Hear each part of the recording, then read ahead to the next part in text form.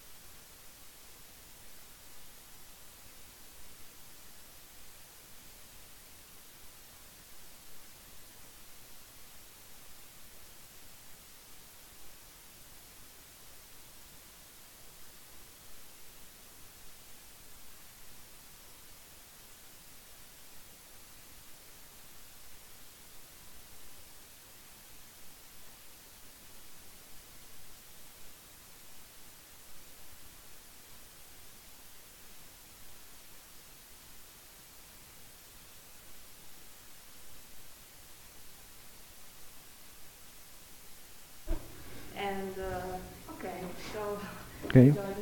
Thank you, thank you. Thank you. Thanks for the invitation. Well, as can you see from the title, this will not be a astronomy talk, but will be very related with astronomy. I hope will be helpful. The thing is, I want to talk about how web applications, particularly web applications using that databases, but not necessarily using databases, can help to manage observational projects or astronomical tools in an easy way. The astronomical catalogs or astronomical data has been always a problem for us from always.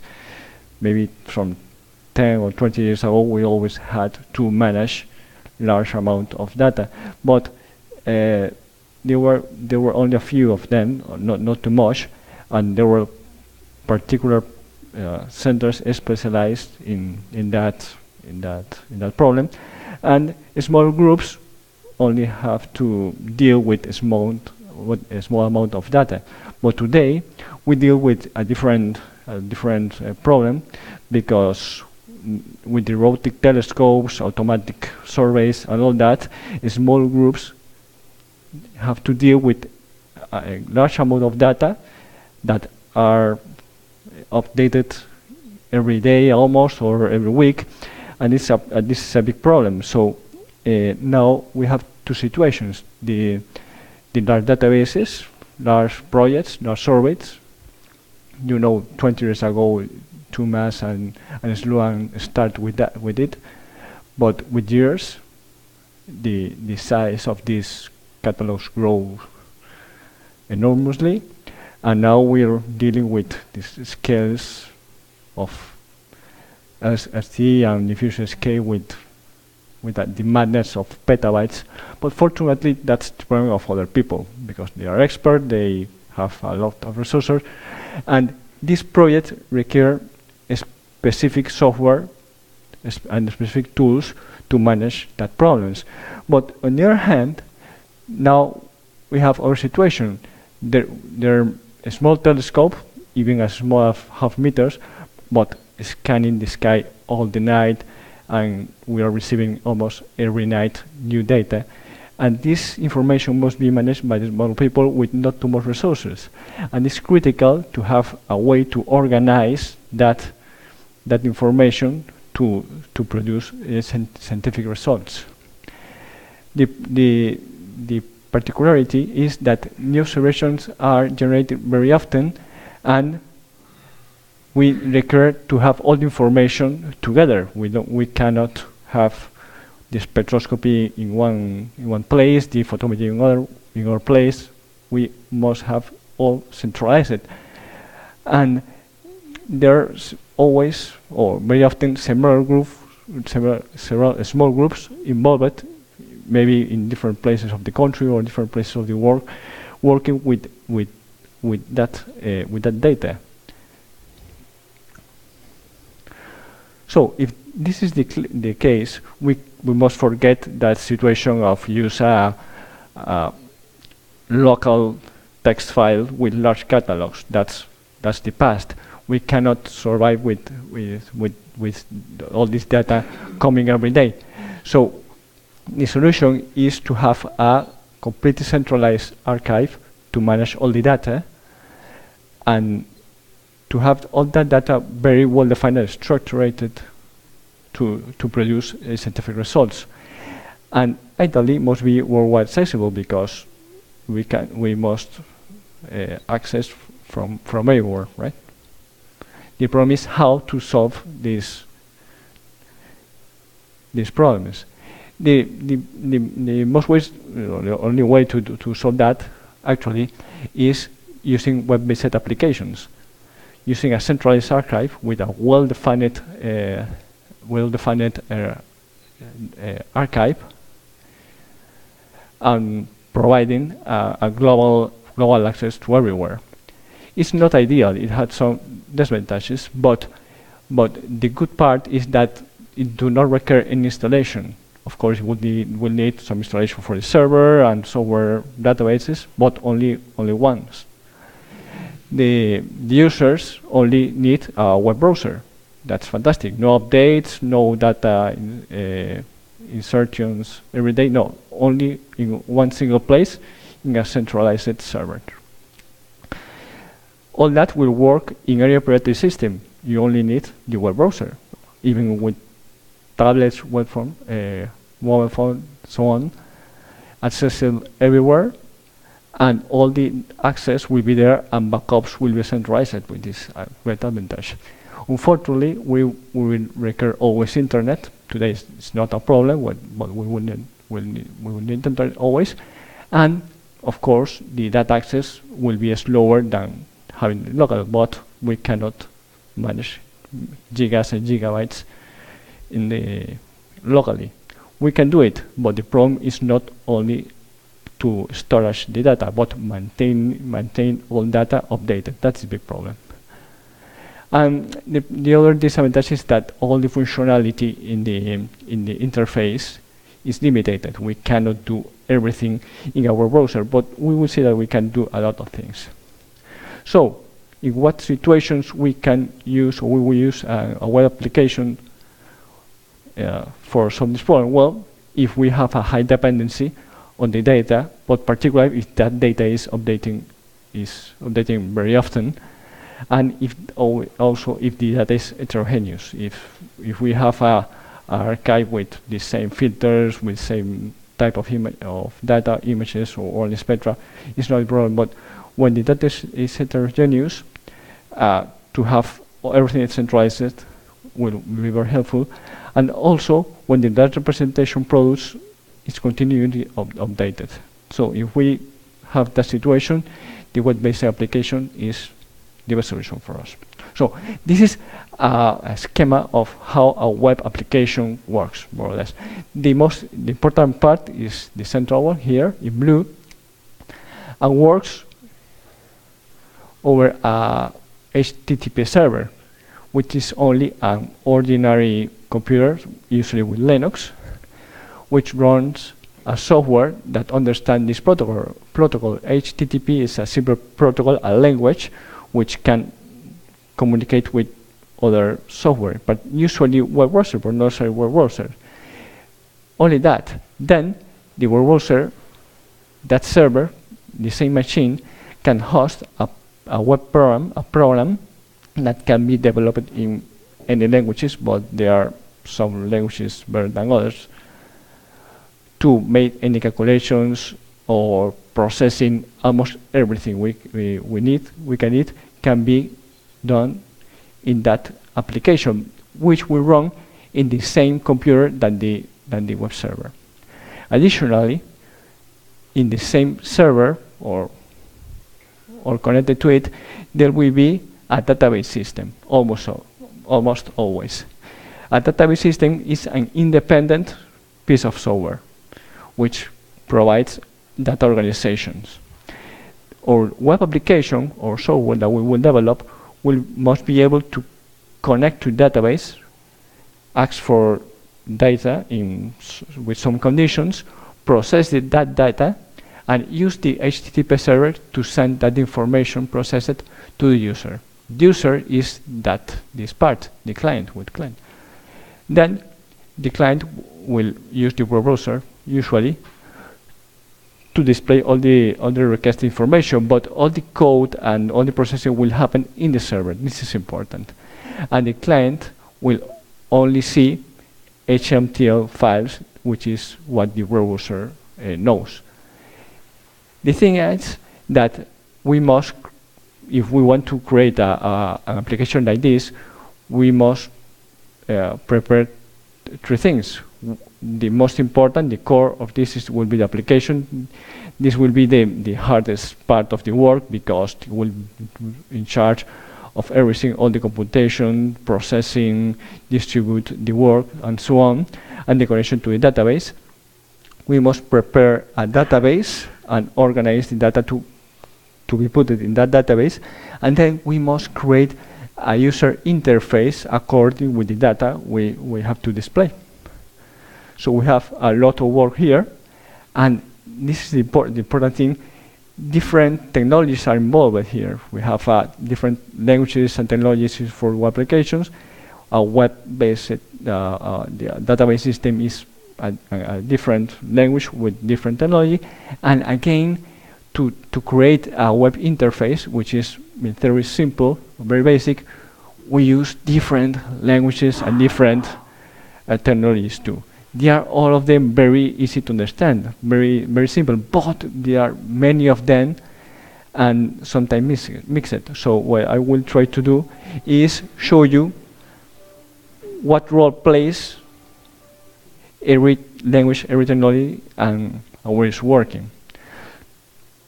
The origin of the data will be always maybe a pipeline or something like that, or maybe it will be theoretical or something. But we all know how it is produced. So we forget this part, and we suppose that we find a way to put all the tabular data, or maybe the metadata of the images and spectra, into a database. We will see how we can do that.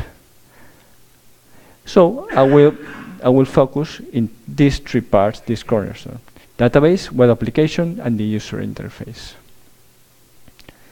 I will start with the database because it's critical for the organization of the project.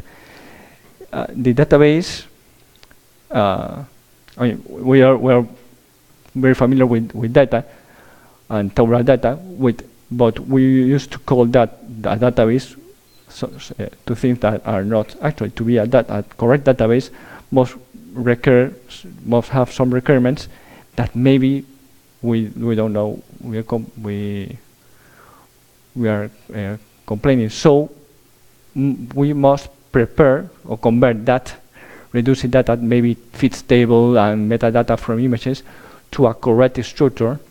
So I will dedicate the first part to explain some basic concepts about databases, and particularly how to move some observations, data used to a actual database, real data structure.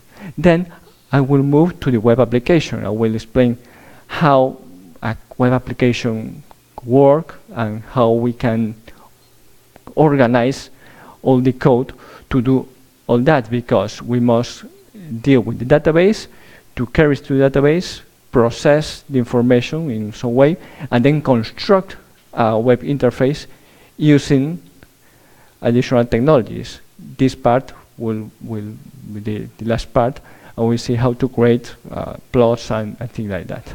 So I will start with the database and see how we can start organizing our data to put in database. I will start trying to clarify what is a database and what is not. This list of objects, of observations, maybe could be familiar for all of us. We used to have tabular data in axis table, for example, with a lot of columns, hundreds of rows, which is not the most sophisticated. But if we move that to a spreadsheet like this, we have some improvements. For example, we can sort the columns, or add some properties to the table, but not too much. The thing is, we can call this ingeniously a database, but this is not. It's a number of observations, but it's not a database. Look at this. We have, for example, some targets here. This is supposed to be observations of variable stars. And notice that we have observations of several objects. In yellow, I have SVR and we have it here again. Of course, it's normal because we have an observation of SVR here. These are the coordinates of the star, and here are the measurements. Observed at one date with this telescope, and again we have another observation here, another observation here. Okay, this is what we expect for a list of observation, a database of observation, but this is not a database. Why this is not a database? Well, we can see that, yes, we have the name of the target here, and we have it here again, and here again, and again here. So we have data repeated here. This cannot be. And what is worse, we have the name of the target, and the coordinates again, and the coordinates again. But if you notice, the coordinates are not exactly the same. Why is that? Well, because maybe the original catalogs is different. Maybe other use a different epoch or whatever. We don't know. Maybe the different rounding. We don't know. It doesn't matter too much, but this is an inconsistency that cannot happen in a database. We must avoid the data redundancy and this kind of inconsistency with coordinates. The other problem we have here is we have mixed information here. We have target information here, the target name and the coordinates, and photometric information here. Of course, they are related, but are different kind of data. So if we want to take our data and put it in a database, convert it in a database, we must solve this kind of inconsistencies and problems. These are the problems that we used to face, and we call that type of problems anomalies. We face insertion anomalies. For example, there will not be target information until photometry data is added. Of course, if we know that we have a number of targets, but until we don't do observation, we will not add that entry to the database. Or we may add the object, but the rest of the fields, all the fields, photometric fields, will be empty, which is very strange. And also, if we have 10,000 of photometric measurements, there will be that number of copies of the name, of the coordinates, all that. That cannot be. That's the insertion anomaly.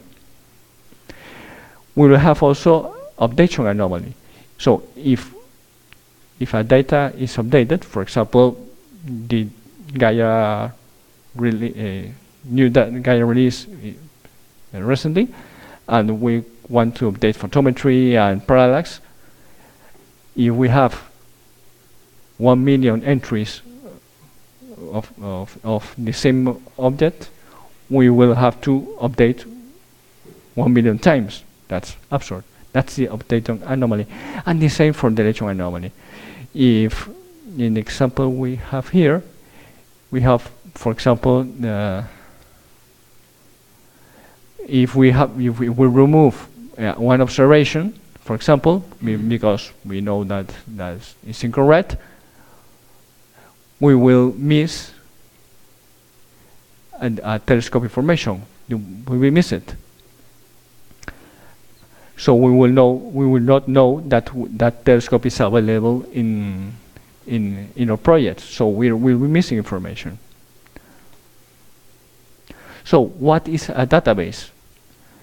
A database is able to give us data storage, but multi-type. So we must be able to define every particular type with floats, arrays, but also data time. Time is important because it's not a string; it's a particular type of object that we can make calculation with times.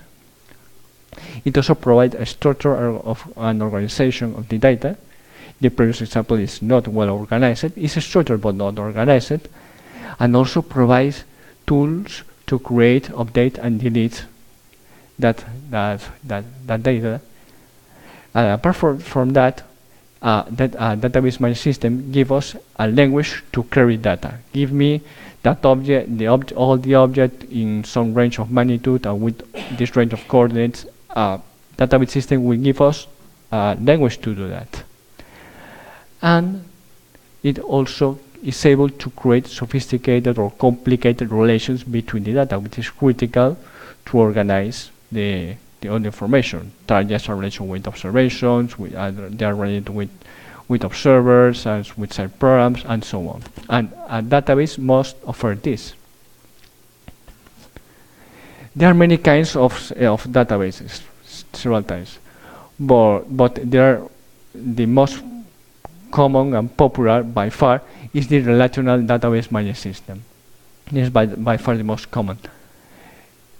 This type of database have these properties. The information is stored in tables, like the one we saw, and each table is composed by columns. exactly like an Excel, right? And each entry is formed by rows. But, oh, sorry, here.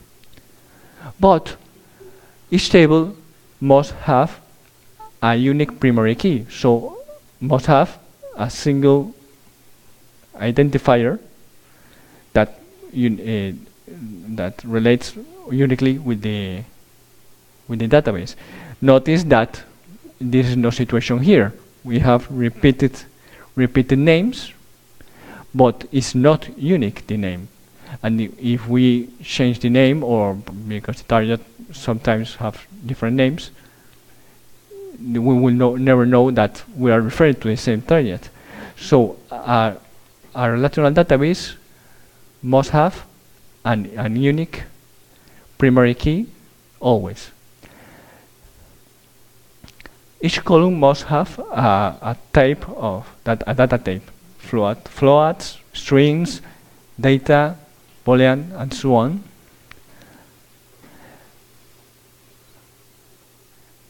And also the data are related with relation that we must declare. Finally, the data must be normalized. By normalization, I mean two things. The first is convert the data in the correct type of data that must include. For example, for coordinates, we usually use hexadecimal format, which is a string. But for a computer, that has no sense, because it's a string. It's just a number of characters. A computer must have a float, because a float can be ordered and perform calculations with it, and then we can convert that float to a string again to display. But in the database, we must include the correct type of data. But apart from converting the type of data, by normalizing, we mean eliminate the anomalies we saw a few minutes ago. All the duplication data and anomalies. These are the levels of normalization that we must do to pass from the tabular data to a database. The most important is the first one, the first normal form. And we should have always entries with a single atomic, what we call atomic data. So no mixed information in a single row. I will show a few examples to be more clear with this. Also, all columns must have a unique names, which will be the primary column, the primary key, the identifier, the unique identifier for that row. And this is important. The order of the data should not affect to the result of the data. We can create data that affect the order, so that cannot be. The second normal form is related with the dependency between data.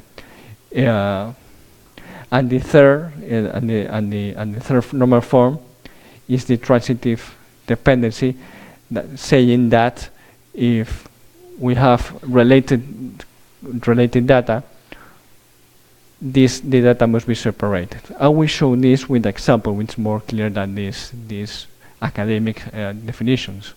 I have here you see more clearly. For example, here we have the first normal form violation.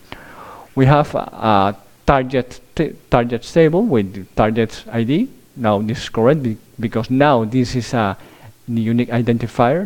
This number, this will be the primary key, and the name. This is correct. But here we have the magnitude. This could be a solution. We have the name and the identifier, and now we are solving that duplication of data. That's good. But then we put a number of a series of values here, and this is not a float. Magnitude is a float, but this is not a float, and this cannot be, because we cannot do operations with this. So the solution to avoid this first normal form violation is to separate the data into tables. The first will contain the data about the target, always with the primary key and the name, and then another table with all the measurements, all the measurements of the magnitudes, and now it's atomic, every value in a single row. This is how we solve the first violation. Of course, we will have more rows here, but now we will be able to do search, measurements, and so on. In the second normal form violation, we have an example of an observation table here with the primary key, and then data about the observer. And this is the ID of the observer and the name of the observer. But the name of the observer depends on the observer ID, not in the primary key. This cannot be. So this second important condition. All the rest of the fields, apart from the primary key, must depend only on the primary key. And this field, the name, do not depend on the primary key, depend on the observer ID. How to solve this? Again, separating into tables. Observation, observer, and then the details of the observer with many other fields will be separated in a different table. And the third violation is something similar, but combining three types of data. Here the type name is accessed by the target, but not directly, but using the type ID.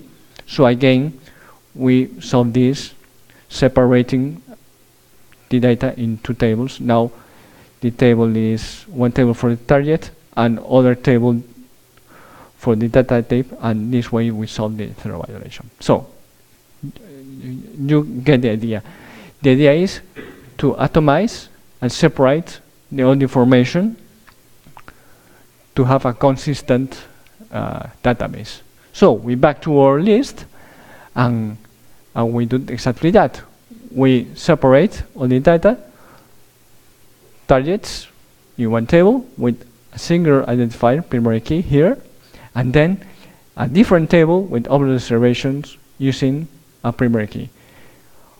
All the fields of the targets table depends only on the primary key, and the same for the observations. You can use it, and here we don't have redundant information.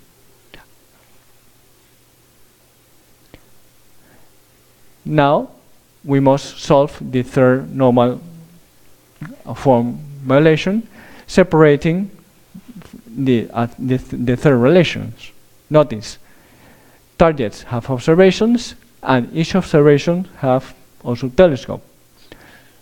So, creating an additional table, we solve the third normal form, each with a primary key. And this way, all this information that we had in the Excel file is correct to be in a database.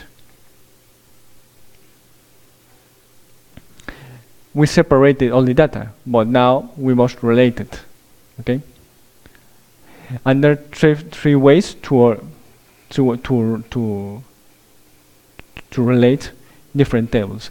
The most basic is one-to-one relation. For example, one target can be related with, for example, an additional table with Gaia table. This is one-to-one relation, because if we have an object, must be related with a single entry of the Gaia data table. So what we do is to create that Gaia table and add somewhere at the end, usually, an foreign key, the target key, which must be the same that we use in the target. And that's the way we relate the tables.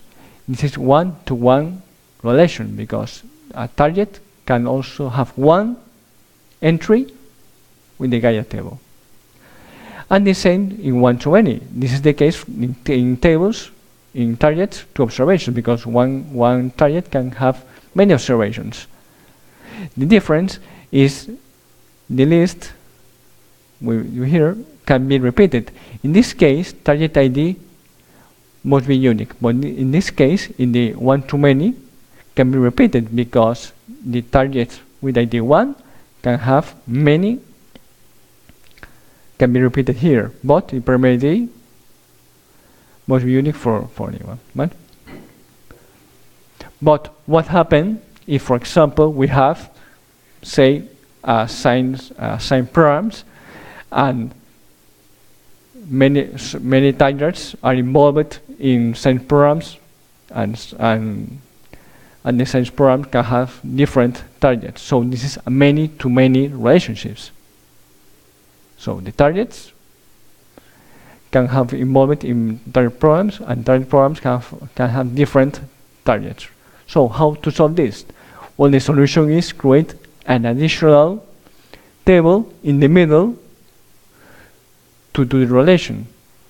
In this case, we don't add any index here. We have targets table and science program table with IP, description, and we create an additional table with only two fields. Notice the ID of the table, targets, and the ID of the program. And that way, related with many-to-many relations. Let's see, we'll look like this. Object here, targets, and science programs, with the ID of the targets, ID of the science program. And then we will have the many-to-many relations here, 1-to-1, 1-to-3, and so on. This is the many-to-many relations. So depending what's the information, how it's related, we create one or other type of relation. Once we finish that, we separated and normalize the data, we must define the precise type of data that each column must have. We already know more or less how to do that. Integer or floats or whatever. Characters in case are normal text, but we can also add data timestamps here and so on. This is important because if we include data types, we can do queries to database using dates for times, ranges, etc. and so on. And also, many databases have geometry types of data letting to search by area. I mean, okay, and then we may add some properties to the columns if required. For example, some fields must be unique. For example, a name of a target must be unique. This is to avoid repeat numbers or repeat the targets, the default value, the SARI, the length, and so on. Once we finish that, we have finished or observation data to a real databases. Everything that I say about this organization is applied to the relational type of databases. And from now on, I will consider always this type of database, the relational database, with tables, rows, and so on. But I want to say a few words about other types of databases which use another type of structure, another type of philosophy, and depending on the project and the type of data can be useful. A few words about that. The most common, most known, most used databases are the relational, and the software, the most used software is MySQL, Postgres, which are free software, but with a large community. Many companies, large companies use that system, and also Oracle and Microsoft SQL.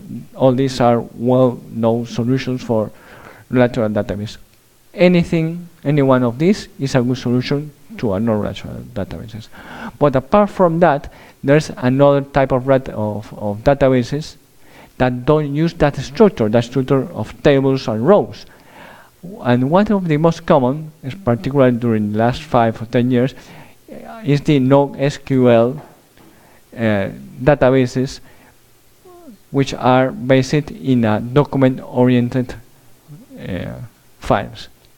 So instead of having tables with rows, the document-oriented databases like MongoDB or CouchDB, instead of that, use files like this. This is a type of structure called JSON, in which all the information is stored in pairs of data. Here we have the primary key. You see here the ID, and this name is the number, and then we see pairs of data: the name and the value, recension and the value. This is a float again, but here we see the additional information, which in a relational database used to be in an independent table. In the document-based table databases, the associated information is inside, but in a different structure. You can see it here. And then here can be more complex and so on. Depending on the type of database or data we use, we may choose a relational database or a document-oriented database. If you have those, use a relational database because it's the most common, most popular. But for some cases, this type of database is maybe the solution. For example, you may notice that a few years ago, the NASA ADS, the service of NASA for publications, create a new interface with a new database, change a lot. It not only changed the interface, which is what we see, they only change the database system. They change from a relational database to a document-oriented, like this, in particular MongoDB. We don't see that, but they change it. So now the idea is use a database with a structure like this, where the information about the articles are stored like in files like this: title, the journal, volume, and then there's a internal structure with authors, and then the author, the name, last name, affiliation, email. So everything inside of the document. And in that case, it's better because all the information is connected. We don't have to join the tables. So in that particular situation, it's a better option to use a document-oriented database. In observation and things like that, I think the relational databases are the best solution, and we'll continue considering that solution from now. Here I mentioned some differences between relational and non-SQL solutions, but the most important is that the document-oriented are less restricted. So we don't have so strict definitions like float and string and so on. So in NoSQL we have documents and a number of documents form a collections instead of rows that forms a table. But this is not so rigid. So if we have data that of different format, we can use it. We will not have problems saving if the type of data is not the same. But that could be a disadvantage in observations. So apart from that, there's another type of data, or other type of databases that instead based in rows are based in columns. So this is a table based in rows, which is the relational databases, and the database system based in columns separate the columns instead in rows. This solution is used in very large databases in some situations, because sometimes we can access more easy to a single column and make calculations in one column, and that's faster. So depending on the type of data and the type of query and calculation, maybe this option can be the best. But what I want to say is that there are many other philosophies that depends on the type of work we have to do. So once we have our database, we must know a way to select information, and for that, every database system gives us a language, which almost always is a standard SQL language. It's something like this that many of you are familiar with this, because you will find it in the Sloan archive or the Gaia archive, very similar to this. The language is something like this.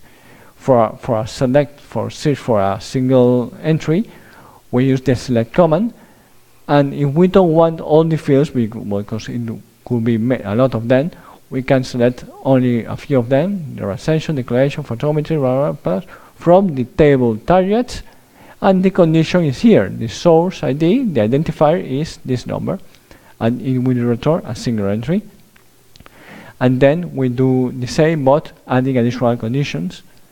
Here we select only ascension declaration from the table called objects, but where the declaration is between this range and the ascension is between this range, and the photometry is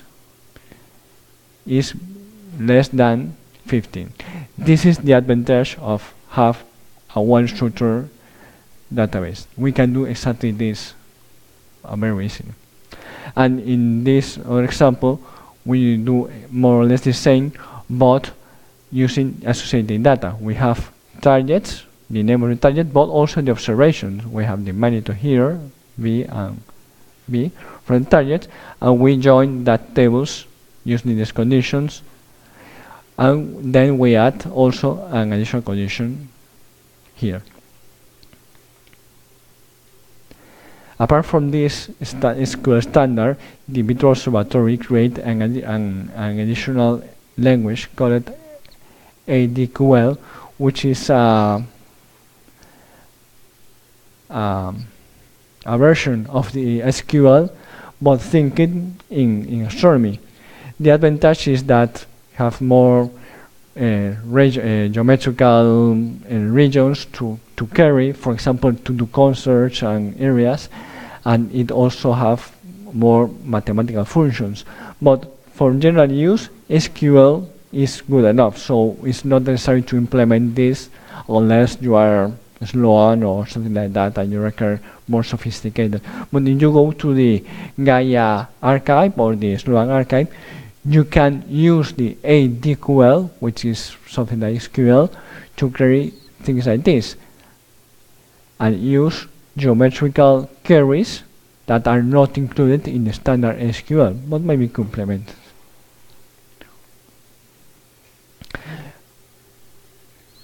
Earlier on, we separated all the data. We had to do that to avoid the anomalies. We must declare some joins to see how to retrieve the information. We know how are they related, but one thing is how they are related and how we want it. For example, we have a table with targets and an associated table with observations.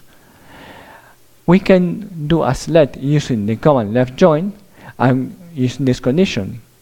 Targets with ID must be the same that the ID in the observations table. If we do this using the left join, we will obtain all the targets with this condition, and if there are any observation, the observation will be included. If there are targets that have no observation, that part will be empty, but all the observations of the targets will be shown. But if we do an inner join, we will have this. Only the targets that have observations will be returned. So the relation is the same, always the same. Targets and observations is one-to-many relation, but the join, the query we do, can be like this, a left join. So we will have all the targets and add the observation information if there are any, or if we do an inner join, and we will get only the target that have observations. And we can do the opposite. We do exactly the same, but if we add something like this, when observations is null, we will have the target that have not any observation.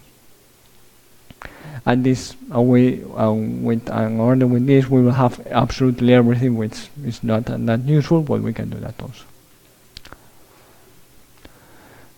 Okay, now we can suppose we finally have our database, and what happens if the database is really, really large? This is not very common, but we are, if our project is very big, how we solve that problem. Usually the server is not trying to be very, very big, but if we have many traffic or many data, we can use a load balancer and have many database systems replicated. We will use a master database system, MySQL for example, and many database slaves that will be balanced by a load balancer, which is a bit of software that works between the client and the application. So the load balancer will listen to the users and send the queries to one slave order depending on the load. If our database grows or traffic loads increase a lot because we are having a lot of people doing queries, we can add more and more nodes, more slaves, and this way we can improve the availability of the database. This is exactly what large projects do. For example, the LST do exactly that, but they create a particular database for the project. But that is, they call it QServe, which work with two existing technologies. One is the MySQL database, which is the most popular database, is open source database, and also use the XRootD, which is a file system for distributed system. But it uses a master which distributes the load to many workers. And that way they are able to manage a lot of data with a lot of people carrying to the same database. If things go bad and we need more efficiency, we can add more workers and problem solve it. Well, we can suppose that we already have a good database, and now we want an application to carry data to the database. We can use SQL to carry the data, but it's only for maintenance. And the most practical way to do it is create a program to create which create an interface, a user interface, which connect to the database, process in some way the data, and give us all the information as we want. And a web application is any program that can work in a server. It can be developed in any language, in MATLAB, IDL, C, Fortran, whatever. But there are some languages better than others. Here I list the most popular programming language today, in general, not for site use. The first is Java and C, but then we see Python and other languages that are familiar to us. Maybe you are looking for IDL or MATLAB, but they are very below here. These are the most common languages, but not all are good for server programming. The most common are Python, PHP, and maybe Ruby. PHP is one of the most popular. It was specifically designed for web development. And Python is very popular too, but these are general use programming languages. Ruby is also popular, but not too much. The only scientific language here is MATLAB, as you can see, and we can use, but it must run analysis. But we will miss database connections, library, and so on, so it's not an option.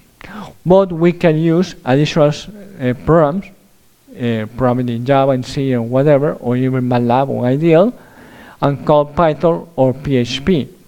Because Python and PHP are the most popular, and we suppose that we will develop something with that. 90% of the pages in the internet are created with Python or PHP, particular PHP. So PHP is by far the most popular. It's very easy to implement. It works very well with Apache, which is the HTTP server, and with MySQL. But the problem that PHP is that it's a software created for web development, general use. It doesn't have scientific libraries. That's the problem with PHP. Of course, we can call Python or IDL to do that, and then continue working with PHP. And on the other hand, we have Python, and Python have a great scientific libraries, and even for astronomy, and for connect to databases and other things. But it's not that easy to connect with the server, but it's not a big problem. So any of these, PHP or Python, are good options. And what to choose, it depends of what you expect to do. For example, if your application requires a lot of computation, scientific libraries, fitting, Fourier transform, maybe you can consider use Python and have always Python in a single application. But if not, if you are showing graphs and queries and things like that, PHP is faster. It's faster and more easy to integrate. So PHP could be a solution. I will show a few examples in PHP, but all this is applicable to Python. In any case, we will use that language, PHP, Python, to create HTML pages, because HTML pages is the only language that the browser knows. Okay, this is an example of HTML page. The browser, which is the software that user will use, knows nothing about Python or PHP, only knows about HTML. Something like this. If we open a web page, any web page, and press Ctrl U, we will see the source code, something like this. Here we have a title, which H1, this is a heading, a paragraph, P, you see here, and then a table with the heading of the table and the rows. TR for the rows, and then TD for the cells. And then the browser will parse this to create the heading, the paragraph, and the table. The idea is to use Python or PHP or whatever language we use to generate this HTML automatically. In the early years, this was coded by hand. We wrote a file like this with a text editor, put that file in the server, and the browser read it. But now the philosophy is different. Now we will create a web application with PHP, which will create this content depending on the content of the database. For example, look at this. Here we have the same with PHP. Here we have this HTML that the browser knows. But then here we add some PHP code. This is the kind of thing that only PHP can do. Insert PHP inside the HTML. You see that here are a tag saying that PHP code is starting here and is ending here. So this is HTML and this is PHP. And here we have a variable starting with $, which is a PHP array. Eventually is the PHP array with target data coming from a database.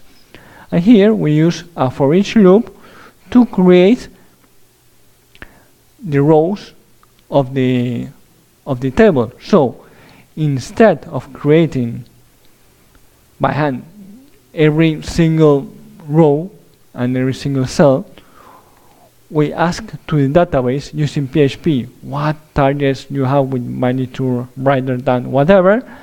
We put that in an array, a PHP array or a Python array, and then construct with echo dynamically the HTML table. If a few minutes later a new data, new target, new observation are created in the database, are added in the database, the next user will have a different variable here with that additional content, and this table will be created automatically. So instead of create the HTML manually, we will use a program to generate this HTML. So at the end, a web application is a number of PHP or Python programs that do a particular things. For example, we can have an index, a main page called index PHP that, among other things, have a call to the database looking for all the targets, but only a few fields. Then we can create a page like this with links to another target with the tail information of that target. Here we're using a variable you see here which is included in the URL of the browser. That variable we can get it to send to the database and do a query selecting all the information from the table targets, but where the ID is 98, so for that particular table. And that way we will have all the information of that target and displayed in this file. We can add additional files to manage the communication with the database and so on, but with a few files we can enable access to database. The problem is when all these rows, for example, we may need a user administration area where we can add additional information, do queries, and do plot. So when the things get complicated, we cannot create, or it's a bad idea to create from scratch all this. And instead of create by hand every single file, 2 or 3 files, we can use a framework, a programming framework, to develop application like this. A programming framework is a set of libraries that have already made solutions that are common. For example, database connections or user administration and session. Also used to provide a template system so we can separate the content from the logic, and also provide debugging tools and things like that. So if our application starts to be complicated, we can use a framework to help us to develop. There are several web frameworks, but these are one of the most popular: Laravel, Cake, PHP Symfony, PHP, Django Flash for Python, and so on. In any case, apart from these libraries, additional libraries that will help us a lot to create the queries to the database, it will give us a structure, an architecture to organize all the code because we will have a lot of files. and this is very helpful. All of these frameworks use the called model view controller architecture, which separates the application in 3 different parts: the model, the view, and the controller. We can see here how it works.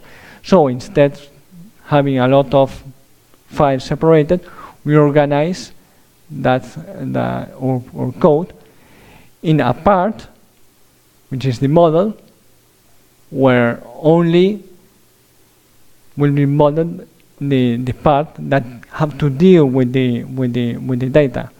The model is the part of the program that connect to the database, know how is the database, the type of data, and so on.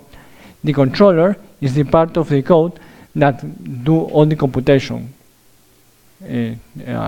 fitting or change of units, and so on. And the view is the part of the application that will take the result of the controller and display it to the user.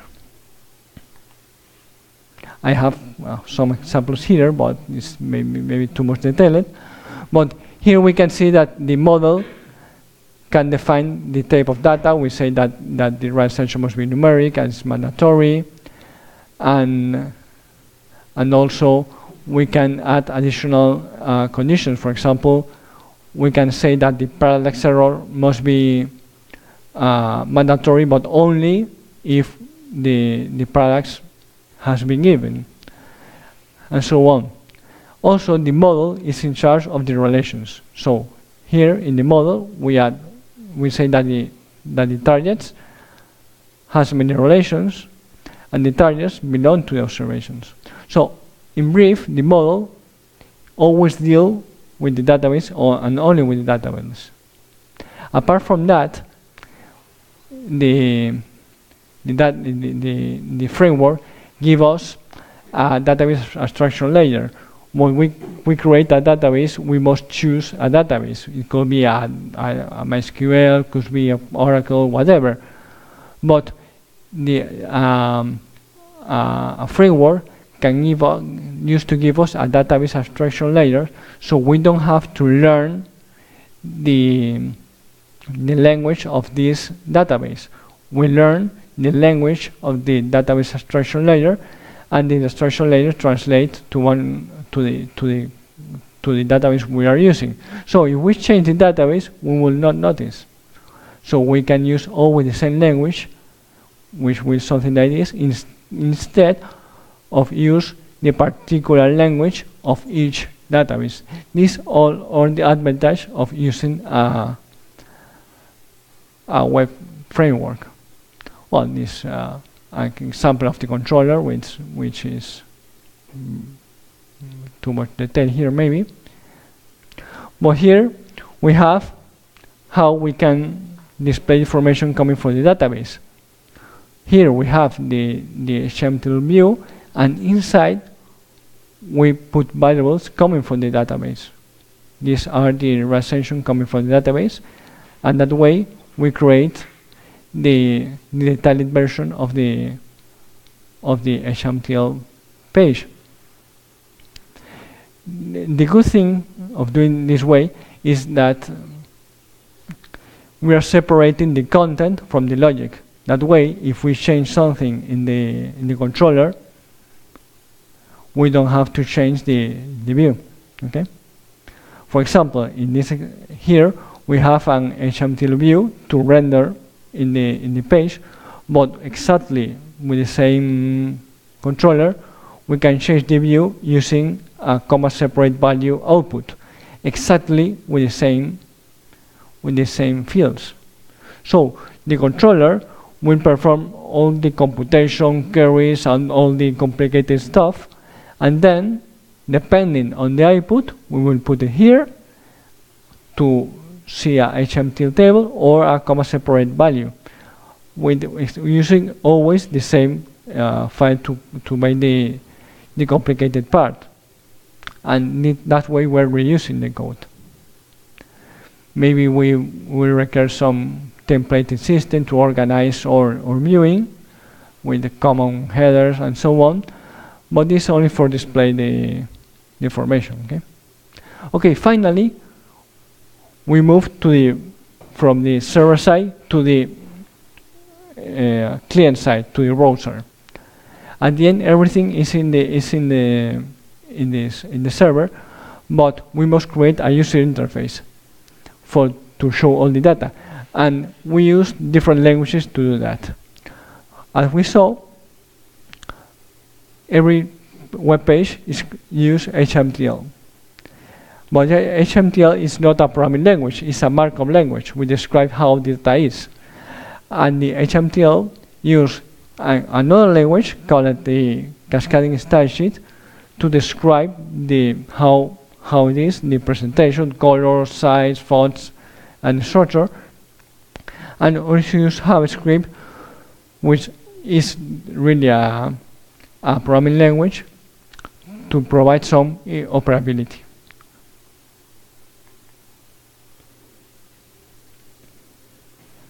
We can see here an example of HMTL. This we saw before, but this time is for a form.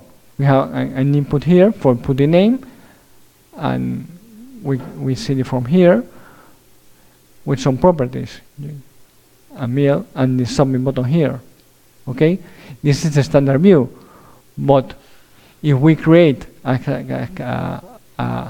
cascading style sheet document, you can see how simple it is, with the font name, changing the size and the color of the heading, and also the structure, giving some width and saying that we float. So with the cascading style sheet file, we can change the visualization and also how it displays to create menus and pop-up menus and so on.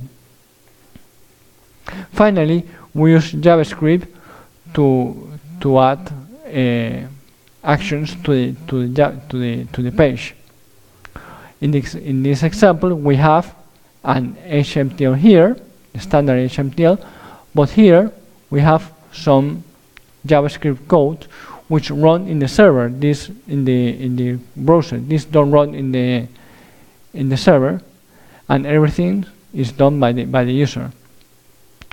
So when the user put some values here and press calculate, the JavaScript is able to read the content of the form and make some calculations without accessing to the server. This is how the JavaScript works, jumping between elements, and with JavaScript we have the control of all of this, but it's not very important. And here we have some more examples of JavaScript. For example, here we use JavaScript to read some values of the code of the road and look at the element magnitude, and if the value is brighter than 18, it changes properties, and everything here is done by the browser, not by the server. And to help to create us the user interface, we can use some user interface framework that will help us to do that. So it's not necessary to do that scratch, because that's a lot of work, but I will not enter too much in that. The important is we must prepare the view for many screens, but fortunately we can use the cascading style sheet to prepare visualization for different screen and different types of devices, and so we don't have to develop a specific user interface for every device.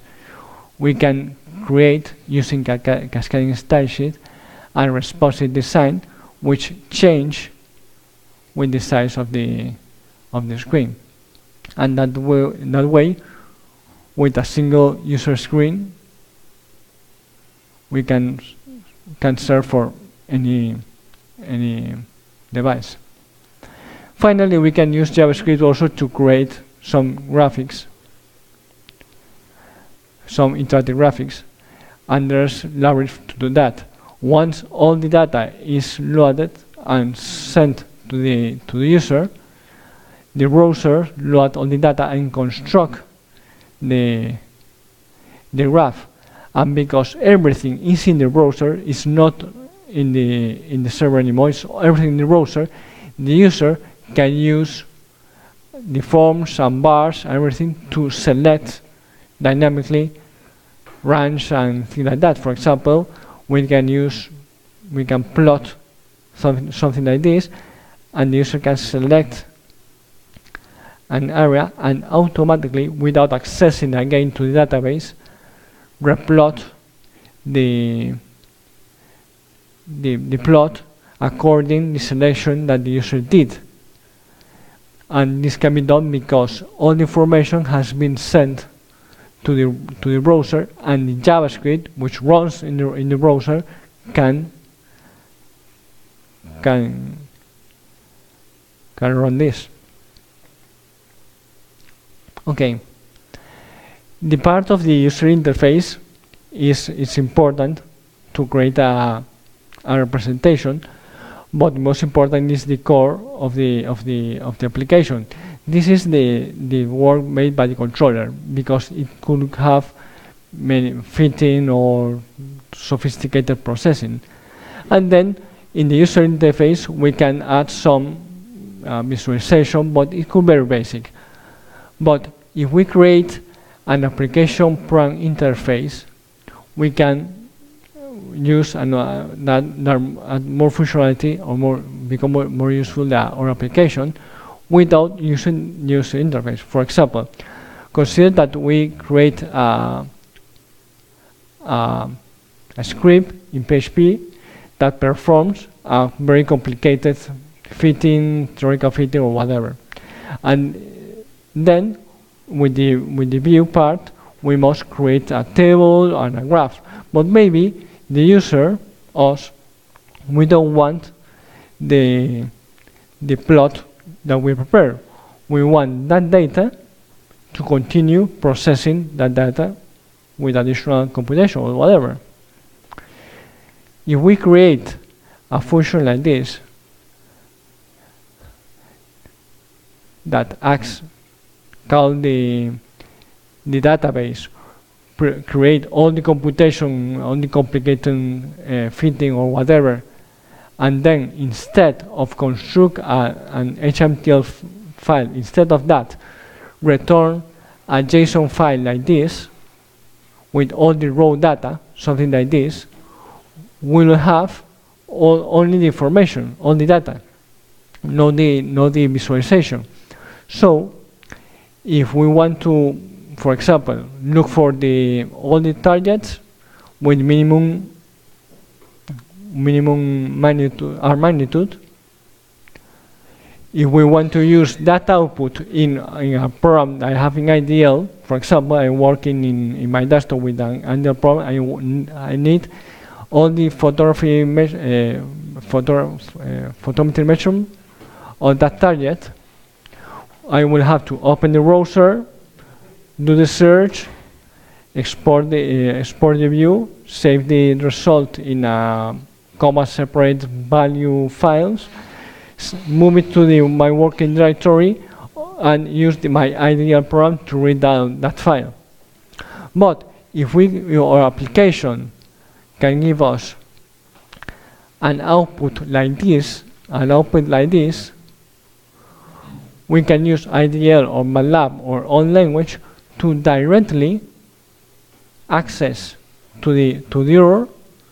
We will get an output like this, read that input, parse the output, so we have the photometry, and continue doing all the rest of the processing without opening the browser at all, but taking advantage of all the database structure we have, all the processing that the controller did, but we were able to give the raw data to continue processing, and then I can do the plots or analysis I may need. So to create an API for our application could be very useful to us if we don't want to use the user interface but the other parts of the applications. This particularity, to have an API, is very common, and there are other software, other services offer us an API that we can use to our application. For example, the ADS used to provide an API, and if we connect to we use the API, ADS API, instead of having this displayed in HTML all the information about a list of articles, we can carry using an address list, including some variables with dates on keywords, and we will have a document, a JSON file at disk, which we can read and process, and then show as we want. The SLOA do exactly the same. It's not necessary to go to the SLOA web page, do the form, and list the HTML page. We can use IDL or any language to connect with address like this, and it will return a JSON file, which is a more sophisticated format like the comma separated value, with all the information but in raw data. So it's not necessary to open the browser, we can connect directly. So we can add this functionality to our application, or we can create an API to offer that possibility to other people. In any case, both of these things, the API, have to do with share functionality and the data. If we really want to share the data with other projects, the best way to do that is use the virtual observatory. If we plan to give public images and tabular data, we must consider that. I'm finishing with this part because the virtual observatory can give us something like this. The virtual observatory is no more than a collection of interoperability archives, but the important is that the virtual observatory defined a number of protocols and formats that let's share tabular data and also images and spectra. So if we register our application or our database in the VO registry, it will appear in the virtual observatory compatible applications. For example, if we have tabular data photometry and we register in the virtual observatory registry, it will appear in the Aladdin or TopCat list of available services. So if we do a count search, a search by area, and we choose our service, the virtual observatory tool, like Aladdin, will request our database directly, and our database must return a view table in a format like this, but only with the requested data, search by area. Here are all the information that is in the database that was converted to a view table, which is a file like this, and that view table also includes the direction where the image can be downloaded if this is a image series. The thing is that to make this work, we must prepare a function that accepts variables like this, very simple, with the position coordinates in degrees and the size, and produce an output like this. Then we register that service in the Virtual Observatory service, and then using a Topcat or Aladdin or anything like this, the users can access to our data without accessing our database directly. And I'm finishing with this, and that's it. The thing is that at the beginning could be complicated, so complicated because the web application affects many languages, and we must learn a little bit of many of them: Python, PHP, JavaScript, HTML. But all of them are very easy, and there are many tools that help us to develop these technologies. It takes some time, but this kind of databases with a little of effort can solve this kind of problems. And now the good part is that this kind of services are not only for the big services, but only are also possible to use with small projects. And we must accept that maybe we will have to invest time and resources unless a basic solution like this, because this will be the only way to manage this kind of data, even if they are very simple. So that's it. Thank you.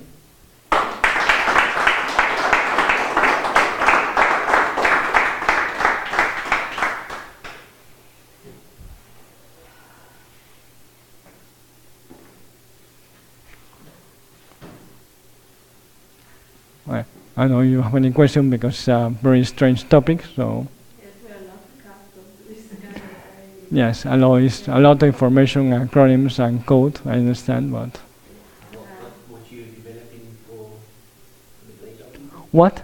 Blazor people. It's true. Well, Things you showed were theirs, yeah? The slide for them.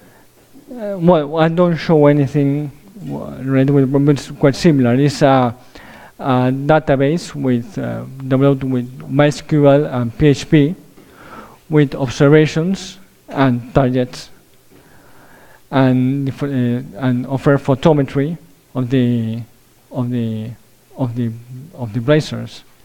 And you allow people to put data or just read data? Both, but not everyone. But only for a reduced number of people, of course, of the group. But they can maintain the database, because the application includes an administration area where they can put data and update data. We have a lot of data that we have collected since 20 years. Up to now, we have sparse information in tables, different formats, it's a mess. So we were thinking to organize information now, and Scott is helping us to understand. In the future, we are looking forward to receiving data from LSST, and we are talking about thousands of sources we are interested in, and we have to organize data in order to use them. And this may be the right way to do it. And Maribel is taking care of doing it. It's just the base. Yes. The importance of this is not the JavaScript or the PHP or Python, it's the organization of the data. That's the critical thing. Then we can add visualization and functionality, but to organize and structure the data is critical too. That's the most important. The first step is to organize data for our own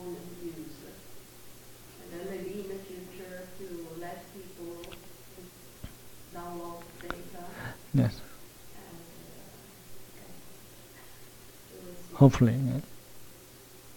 Thank you very much. No, thank you. Thank you.